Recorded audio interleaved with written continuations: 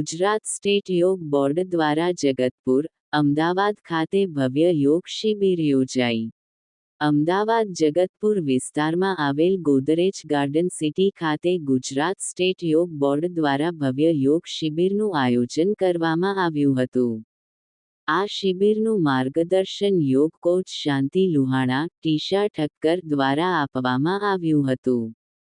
શિબિર દરમિયાન યોગને જીવનશૈલી તરીકે અપનાવવાના મહત્વ પર વિશેષ ભાર મૂકવામાં આવ્યો હતો. ઉપસ્થિતોને યોગ, યોગ્ય આહાર પદ્ધતિ, મેદસ્વીતા નિયંત્રણ, સ્વસ્થ જીવનશૈલી અને વિવિધ રોગોના નિવારણ અંગે વિસ્તૃત અને ઉપયોગી માહિતી આપવામાં આવી હતી.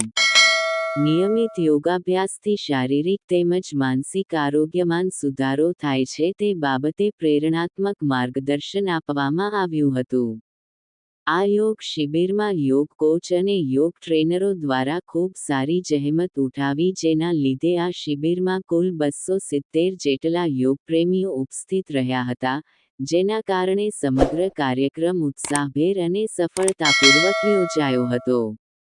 આ યોગ શિબિરમાં ગુજરાત સ્ટેટ યોગ બોર્ડના ઝોન કોઓર્ડિનેટર કૃષ્ણા મેમ તથા ડિસ્ટ્રિક્ટ કોઓર્ડિનેટર ડાર્ગી મેમ તથા યોગ કોચ શાંતિ લુહાણા, ટીશા ઠક્કર હાજર રહ્યા હતા.